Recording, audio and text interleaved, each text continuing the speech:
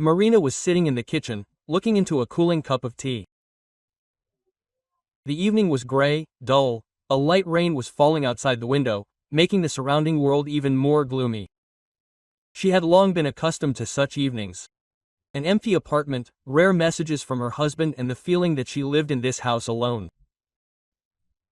Lately, Dmitri had been coming later and later, and when he did, he was irritated, always tired, immersed in business. The phone suddenly rang, making Marina shudder. She mechanically picked it up from the table and looked at the screen, an unfamiliar number. Usually she did not pick up the phone from unknown numbers, but something inside told her that she needed to answer. Yes, I am listening. Good evening, this is Marina Dmitrievna. A stern voice sounded. Who is this? I am a doctor at the city hospital. Your mother-in-law Tamara Viktorovna has a serious heart problem. Her condition is unstable, care is required. We cannot contact our sons in any way. Pass on the information to them. Marina froze for a moment, clutching the phone. What was wrong with her? How bad was it? We can't discuss details over the phone, but she needs help from her loved ones, the doctor added dryly. The call ended, and Marina was still sitting in a daze, trying to figure out what to do now. Of course, she couldn't say that she had warm feelings for her mother-in-law. Tamara Viktorovna had always treated her coolly, reservedly, and sometimes even made it clear that she didn't consider her the best match for her son. Their communication was limited to rare calls on holidays and formal visits. And now it was up to her to decide what to do next. She took a deep breath and went out into the hallway, where she could hear her husband's footsteps.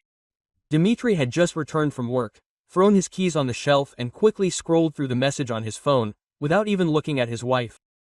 Damn. Marina tried to sound calm, but inside she was shaking. They had just called from the hospital.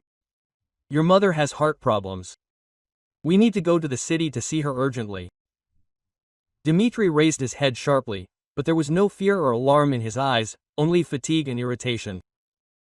What's wrong? He muttered, taking off his jacket. Why didn't they call me? I don't know, but they said she was unwell and needed someone with her. They couldn't get through to either you or Lyosha. Dmitri rubbed the bridge of his nose with his fingers and sighed heavily. Marin, I don't even know. I don't have any time right now. You know what the situation is at work. They're already waiting for me with reports, meetings, negotiations. I can't just take offense like that. Marina felt indignation boiling in her chest. This is your mother, Dima. Maybe Lyosha can go to her? Come on, what are you saying? You know he's abroad, thousands of kilometers from here. He definitely won't come. He cut her off. It's just that she's in the hospital. The doctors are taking care of her. What am I going to do there? Sit and look at her? Marina shook her head. So you're not going at all?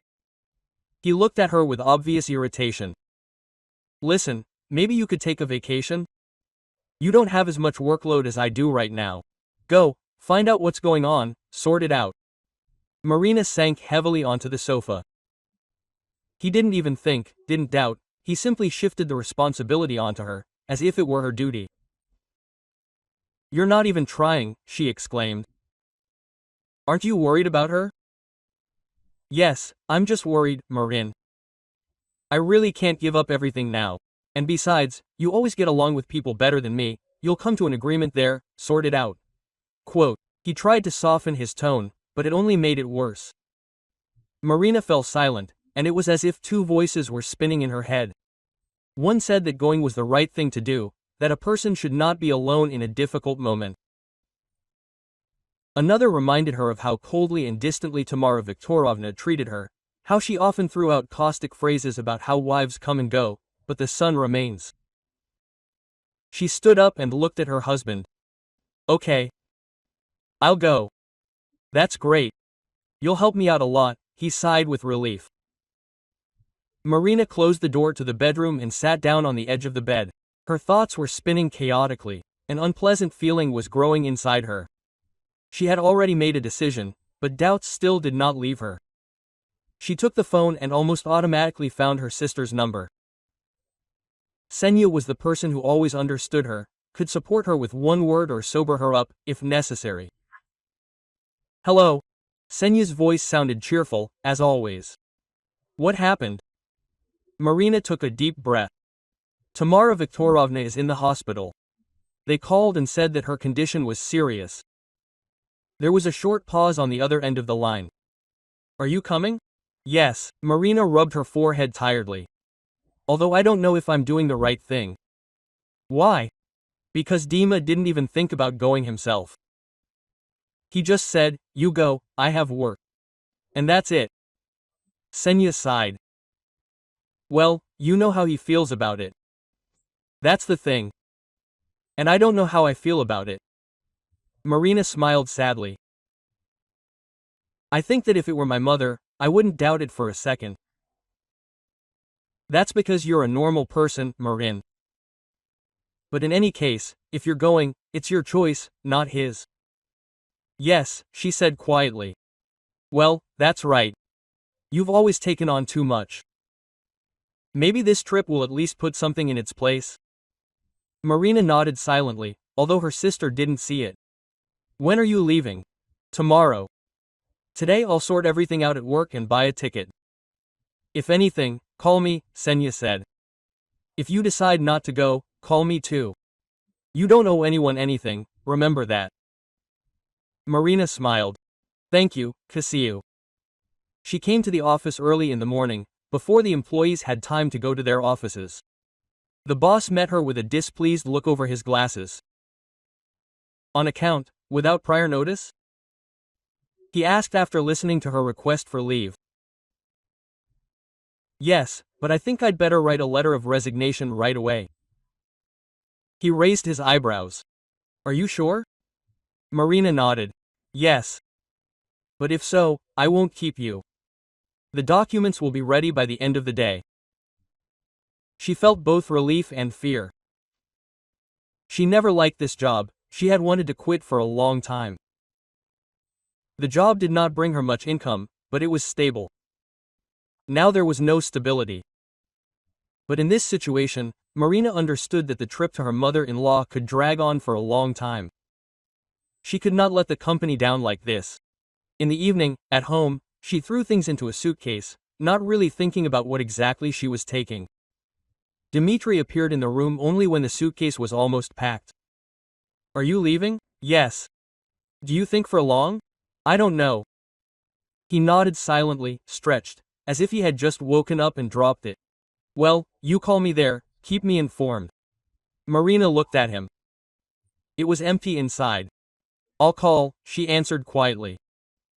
When she closed the suitcase, she suddenly found it hard to breathe. A feeling of anxiety squeezed her chest. It seemed that this moment would change something. Marina sat on the bus, looking out the dark window, where the lights of street lamps and rare silhouettes of buildings flickered. The road stretched on endlessly, and time seemed to slow down. Thoughts swirled in her head one after another, like a newsreel of events of recent years. She remembered her first meeting with Tamara Viktorovna. Then, several years ago, she and Dmitri had just started living together, and he decided to introduce her to his mother. Marina was worried, tried to make a good impression, but from the first minutes it became clear that her mother-in-law did not accept her. Wives come and go, but the son stays, Tamara Viktorovna said dryly, pouring tea and not even looking at Marina. From that moment on, their relationship did not change. The mother-in-law kept her distance, did not interfere, but did not show warmth either. Always cold, reserved, as if testing how much Marina could withstand this silent discontent.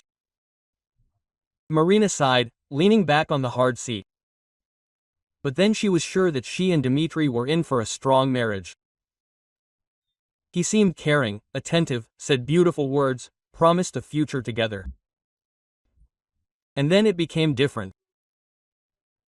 He stayed late at work more and more often, was less and less interested in her affairs, but the main thing was his confidence that she would stay, that she simply had nowhere to go. And in a sense, this was true. He earned many times more, completely provided for their life. Her work did not bring in a lot of money, rather it was a way not to sit at home. The apartment in which they lived belonged to him. And now that she had left, where her home was, Marina ran her palms over her face. Her eyes burned with fatigue, her back ached from sitting for so long. A stop was announced. She exhaled, took her suitcase and went out into the chilly night. The city greeted her with a cool wind and the smell of autumn leaves. The dim light of the street lamps, rare passers-by, sleepy taxi drivers on the side of the road. Marina stopped for a moment, breathing in the damp air. She was here. Marina climbed the stairs of the old house, feeling an anxious anticipation growing inside her. With each flight, it seemed to her that the door would open at any moment, a neighbor would come out and say, "You're late." Or that she would find something terrible inside that would justify an urgent call from the hospital. She took a deep breath and rang the doorbell. Silence for a few seconds. Then she heard cautious steps, the sound of the lock opening, and Tamara Viktorovna appeared before her, alive and in perfect health. Marina froze. Her throat stood up. "You." Her mother-in-law looked at her in surprise, but without much joy. "You're alone. And who else was supposed to come?" Marina's voice was tense, but she tried to control herself. Tamara Viktorovna shrugged her shoulders and stepped aside, letting her pass. "Come in." Marina stepped over the threshold and froze in the hallway. The apartment was surprisingly clean. No signs of illness, medical supplies or anything that would give away the serious condition of the owner. "They told me that you were in the hospital, that you needed care," Marina said, carefully watching her mother-in-law. "They said, then," and Tamara Viktorovna smiled slightly. "Well, come in, let's have some tea, since you've already come." Marina still didn't understand what was going on, but she decided not to interrogate her from the start. She went into the kitchen and put her suitcase against the wall. A few minutes later, there was a teapot, 2 cups, and sliced bread and cheese on the table. Her mother-in-law sat down opposite her, studying Marina carefully. "So, Dima sent you away."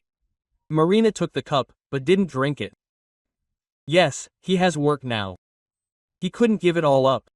"Well, of course," Tamara Viktorovna said with a dry smile.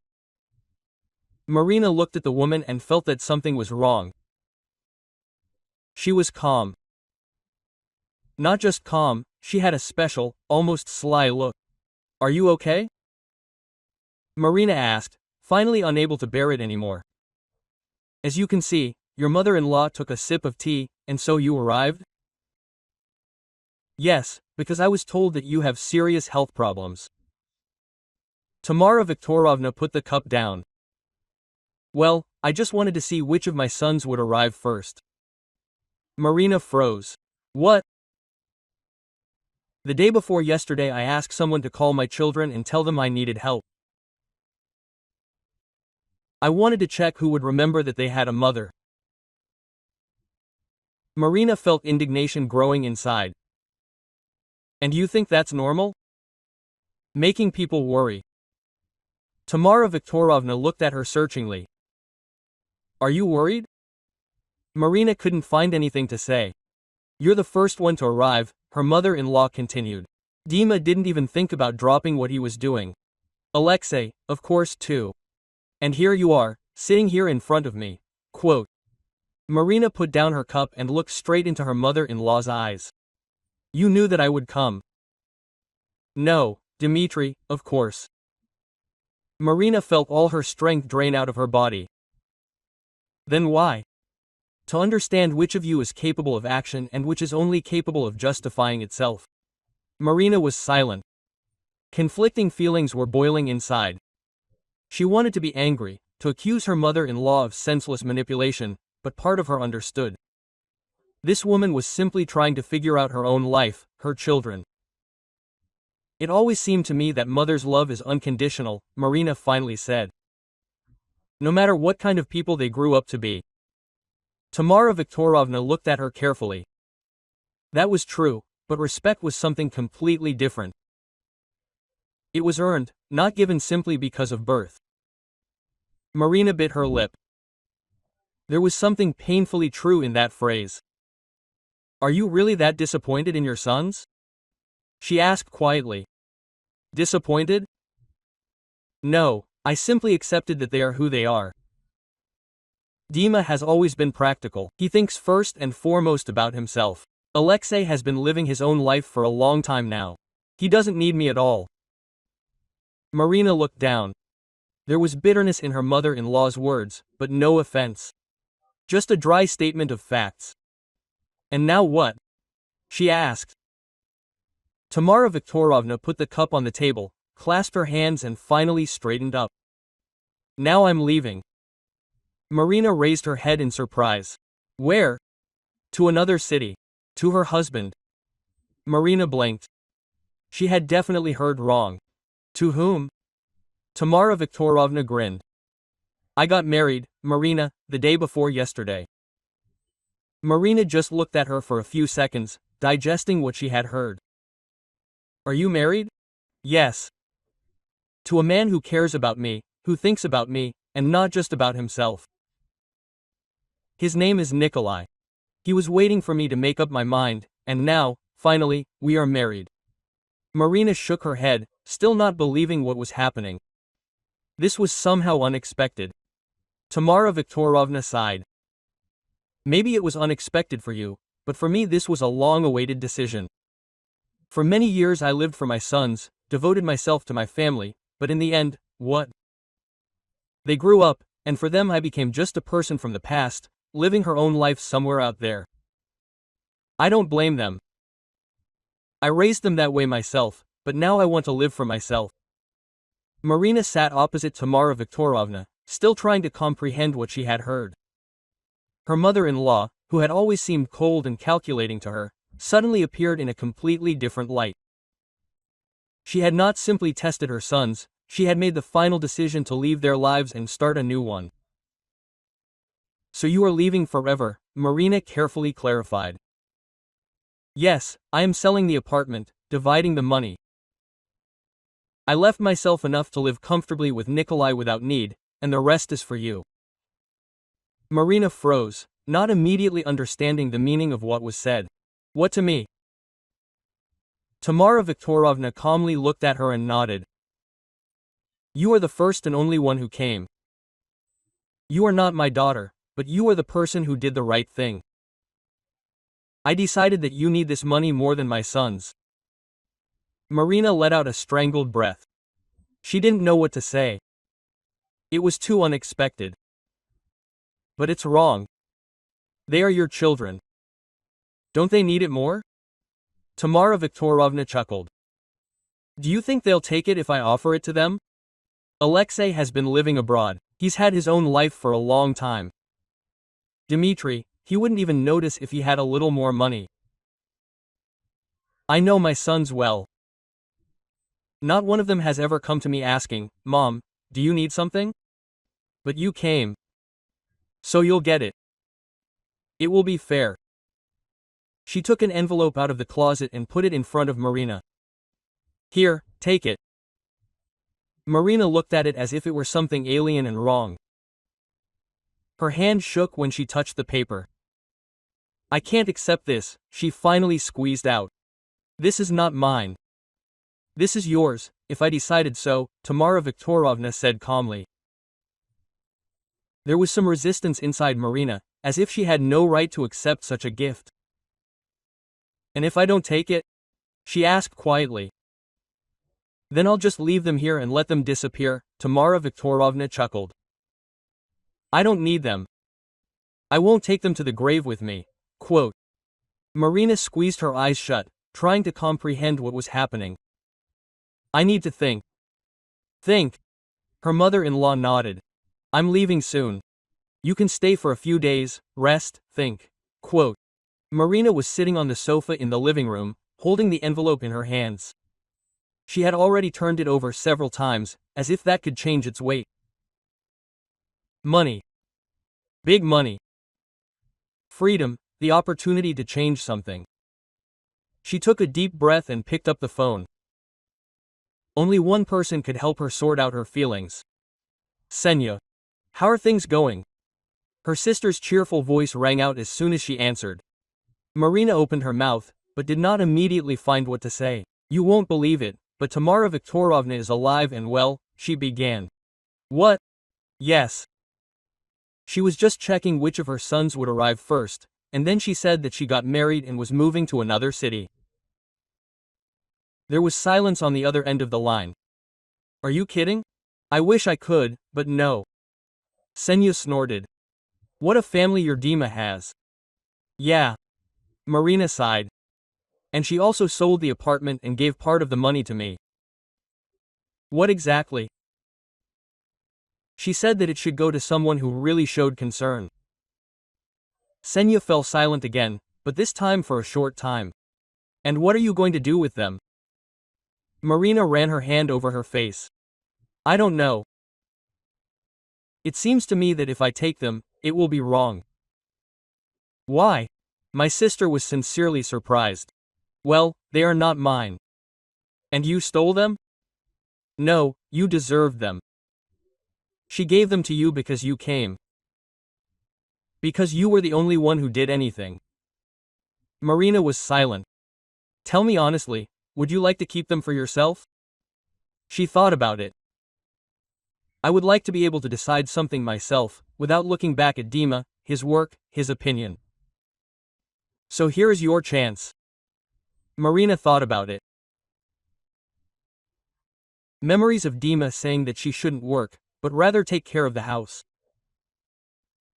How he decided everything for both of them because he understood money better. How with each passing year she felt less and less confident that she even had the right to her own opinion. It seemed normal then. Now it seems scary. Will you tell him? Senya asked. Marina slowly shook her head. Not yet. When will I return? The right decision. Marina looked at the envelope. It seemed that for the first time in a long time she had a choice, and she was going to use it. The next day, Marina left Tamara Viktorovna's entrance, holding a suitcase and that very envelope in her hand. The wind abruptly caught her hair, as if it wanted to tear off the remnants of doubts and worries, but the feeling of heaviness inside did not disappear. The journey home took the whole day. Marina spent this entire journey in complete silence. Looking out the window and listening to the monotonous hum of the bus, people around her were talking, laughing, someone was arguing, but she did not hear anything. Tamara Viktorovna's last words before her departure were spinning in her head. Take care of your happiness. Don't wait until you're 60 to finally feel free. Quote. Her mother-in-law left, leaving the past behind. She chose her life. And Marina? She thought about it. What did she choose? What did she have left? A house that couldn't even be called her own. A husband who didn't think about his mother, and who perceived her as part of the decor. Marina tried to drive these thoughts away. She was tired. She wanted only one thing, to be home, take a hot shower and fall asleep. But the closer the bus got to her city, the stronger the strange feeling grew inside her. Something was wrong. When Marina got off the transport, she caught a taxi and gave the address. The taxi driver nodded, turned on the radio, but she didn't even hear the music. The feeling was growing. Some kind of dull internal ringing, like a warning. She took out her phone and looked at the screen. Not a single message from Dmitri, not a single call. Marina frowned. He didn't know that she was supposed to come back today. And she, having spent the whole day in thought, hadn't called him either. She climbed the stairs to her floor, took out her keys, took a deep breath, opened the door and the next moment realized that her anxiety was not for nothing. The first thing that caught her eye, women's shoes in the hallway. Bright blue with high heels. Marina blinked slowly, feeling how everything inside was clenching. She would never buy those. She took a step forward. Her heart was pounding so hard that it was echoing in her temples. From the depths of the apartment came a light feminine laugh, mixed with Dimitri's voice. Marina took another step, and her gaze fell on the glass of wine left on the coffee table. And then she saw them. Dmitri was standing by the sofa. In front of him was a young woman with loose blonde hair. In her hands were strawberries, and on Dima's lips was that very smile that Marina had not seen on her husband for so long. "Would you like some strawberries?" he asked with a light laugh, holding out the berry to her. The woman giggled and leaned forward slightly, like a cat reaching for a treat. And then they saw Marina. A moment, and the world seemed to freeze. Dmitri suddenly recoiled, his eyes widened, and the strawberries fell from his hands, landing right on the light carpet. The woman also froze, slowly moving her gaze from Dmitri to Marina. Marina stood in the doorway, feeling her heart first stop and then start pounding. "You opened your mouth, Dmitri, but couldn't find the words." Marina looked at them. An ordinary scene, almost cinematic. Just like in those cheap melodramas she hated. The woman was the first to come to her senses, straightened her blouse, sat up straighter and smiled uncertainly. "Oh, you must be Marina." Her voice was so polite, as if she was about to ask for directions to the supermarket. Marina shook her head slightly, her lips twitching in a half-smile. "Yes, I'm Marina." Her voice was surprisingly even. She turned her gaze to Dmitri. He looked as if he had just swallowed a lemon. "I can explain," he exhaled, finally regaining the ability to speak. Marina raised her eyebrows in surprise. "Really?" she asked slowly. "Come on, Dima, explain." He hesitated, ran his hand through his hair, then his face. "Marin, it's not what you think." She chuckled. "Of course not. It's probably your colleague. She just dropped by for work or fell into your arms and you were just trying to hold on to her." The woman froze, nervously fiddling with the collar of her blouse. Dmitri glanced at her irritatedly, then looked at his wife again. "Listen, it was an accident." "An accident?" quote. Marina asked again. "Yes, it doesn't mean anything. I was just tired. You left. I was lonely." Marina felt something inside her snap. "Lonely? Well, yes. You left, I came home. And so what, Dima? And we drank, got to talking, took our clothes off." He swallowed, looking at her pleadingly. "Marin, it means nothing." She looked at him and suddenly realized that she felt no pain, no resentment, no tearful melancholy, only emptiness. He stood before her, still handsome, well-groomed, self-confident, but somehow alien. And suddenly she remembered the words of Tamara Viktorovna, "Take care of your happiness. Don't wait until you're 60 to finally feel free." Quote. Marina took a deep breath and nodded slowly. "Okay," Dmitri blinked. "What?" She turned around and took the suitcase. "You're right. It really doesn't mean anything." He took a step forward. "Marin, wait, let's talk." She looked at him and suddenly realized that she no longer felt anything for him. "No, Dima, there's nothing to talk about anymore." She left the apartment without turning around. Marina walked down the stairs, feeling a strange calmness spreading inside her. No pain, no resentment, only a clear understanding. This stage of her life was over.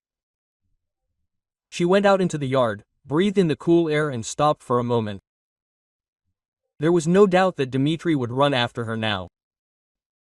And not even a minute had passed before quick footsteps were heard in the entrance. "Marin, wait." She didn't turn around, she just stood there, watching the wind sway the tree branches. "Let me say at least a word." She turned to him, looking straight into his eyes. "Speak." Dmitri took a breath, ruffled his hair. He was clearly nervous. "I really didn't want this to happen. It was a mistake. Stupidity. You know how my nerves get at work. Constant overload, stress. I just needed to relax a little. And you decided to relax this way. I don't know how it happened myself. Marina tilted her head, looking at him carefully. Dima, tell me honestly, if I hadn't arrived and found you, you would have confessed to me. He froze. Marin, no, tell me straight. Were you going to tell me? He looked away. I didn't want to hurt you. Marina smiled bitterly. Yeah. You just didn't think about yourself. What should I do now? And you want me to get down on my knees and beg you to stay? Fine, if it helps, I will. Marina shook her head. No, Dima, it won't change anything. So you're just going to up and leave because of one mistake? You said it yourself, it doesn't mean anything, right? But my leaving doesn't mean anything to you either. Marin, he tried to grab her hand, but she took a step back. Do you understand that you're ruining everything? His voice broke. She looked at him calmly. No, Dima, everything is already ruined. You just didn't notice. Dmitri shook his head, as if he couldn't believe his ears. I thought you were different. I thought you were more generous and would be able to forgive. Marina chuckled again. Of course you thought so. You're used to me forgiving everything. He lowered his head, his shoulders slumped. Are you really leaving? Yes, Dima. She turned and walked away. And where would you go? She stopped but did not turn around. It was no longer your concern. Dmitri was left alone, standing in the middle of the yard, realizing that for the first time in his life he had truly lost something. From that moment on, Marina was no longer Dmitri's wife, no longer a woman who waited, forgave, endured. Now she was just Marina. She rented an apartment for a month, small but cozy on the outskirts of the city. It was quiet there. No one bothered her to think. The first thing she did was go to court. Long corridors, stern faces, rustling papers, the smell of old documents. She filled out the application and signed it. Grounds for divorce? Asked the woman behind the glass, absent-mindedly looking through the filled-in columns. Marina smiled slightly. Lack of love. The woman nodded and put a stamp. In the evening, she laid out an envelope with Tamara Viktorovna's money on the table in front of her. She could have simply spent it, bought something, paid for housing, put it aside. But it was not just money, it was a chance. And she knew what to use it for. She opened her laptop, went to the ticket booking site, and typed in the destination, new city, safe, cozy place, far from the past. She pressed the pay button. The ticket to a new life was bought. Marina sat in the train carriage, watching the landscape slowly change outside the window. Trees, fields, rare villages. Everything floated by, like her past, which was now far behind. She did not think that she would dare to take such a step, but something inside told her, this is the right decision.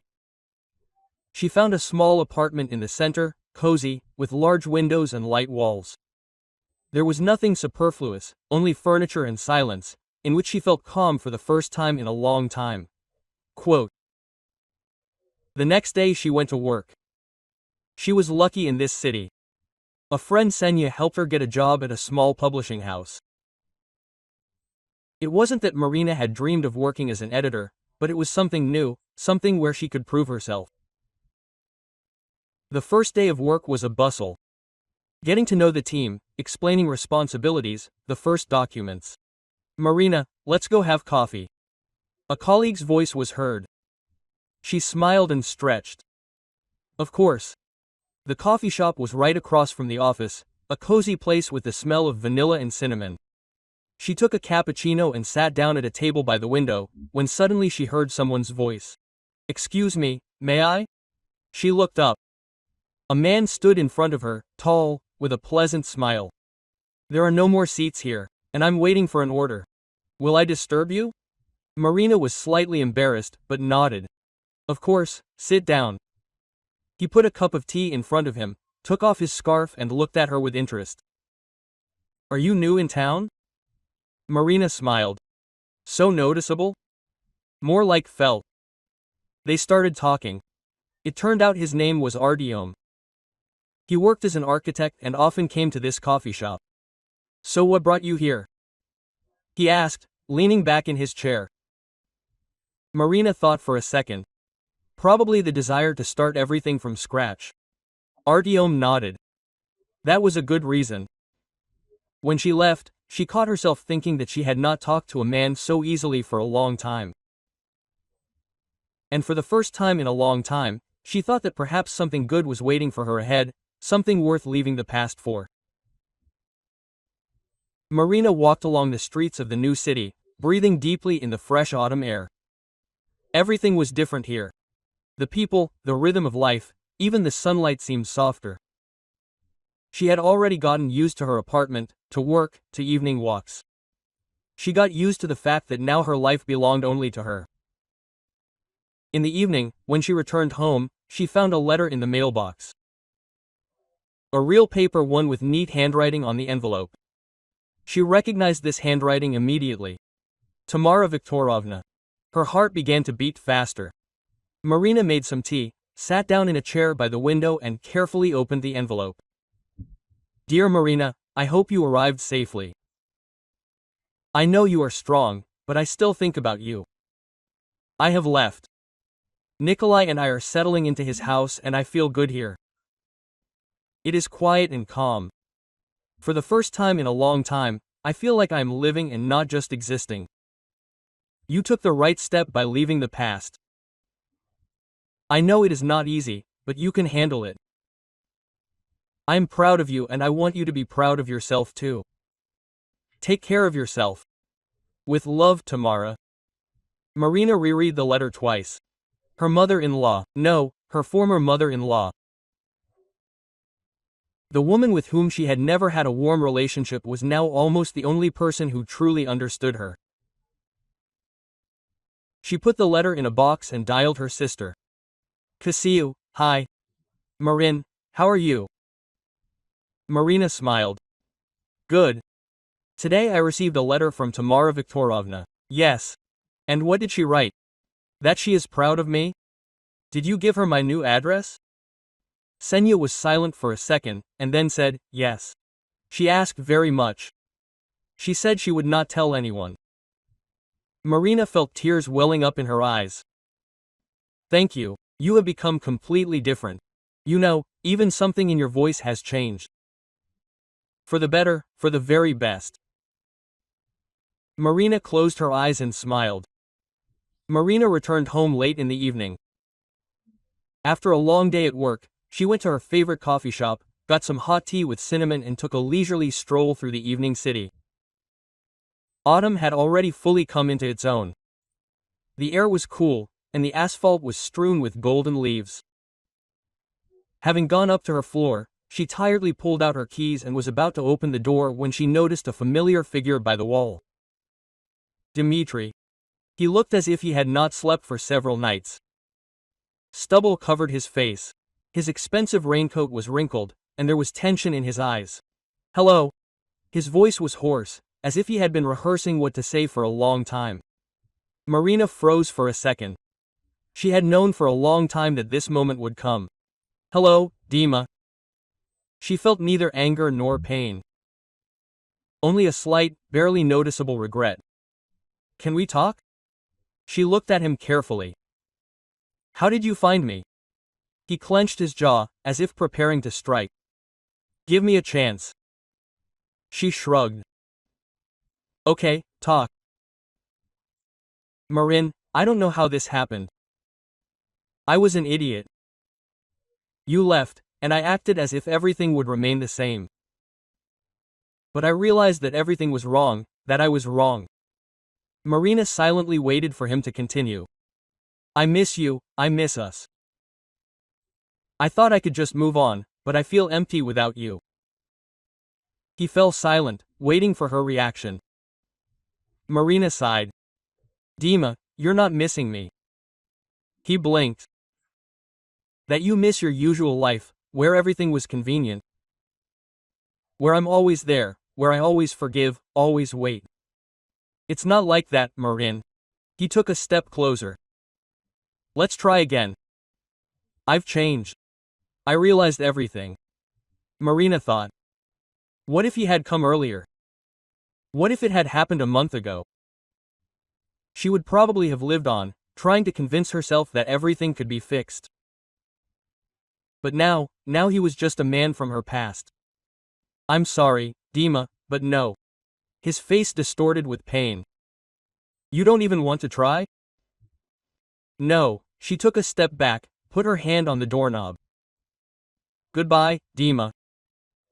He stood there for a moment, as if not believing what was happening, and then the door softly closed in front of him. Several months passed. Marina felt different, freer, lighter, calmer. She no longer had to adapt to someone, wait for her husband to remember her, try to live up to someone's expectations. She was on her own, and for the first time in a long time, this did not frighten her. Work was going well, life was gradually getting better. She still met with Artyom, for now just as a friend, but deep down she felt that there could be something more with him. And then one day she received another letter from Tamara Viktorovna. Marina, hello. Come visit. You should see what real life means. I invite you to come to us on vacation. Marina smiled, reading the short but such warm lines, and without thinking bought a ticket. She went out onto the platform and immediately saw Tamara Viktorovna. Her mother-in-law looked different. Happier, younger, Marina. She hugged her tightly, which she had never done before. You look great, Marina said honestly when they got into the car. That's all, Nikolai, the woman answered with a smile. When you have a person who loves and respects you next to you, you blossom. Quote. They drove along the snowy road past small cozy houses until they arrived at a beautiful wooden house with large windows and a veranda. Now this is my home. It is very cozy here, said Marina, looking around.